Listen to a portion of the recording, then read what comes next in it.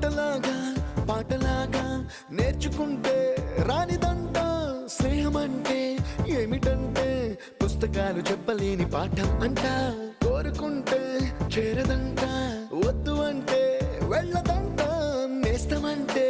ఏమిటంటే కన్నవాళ్ళు ఇవ్వలేని ఆస్తేనంట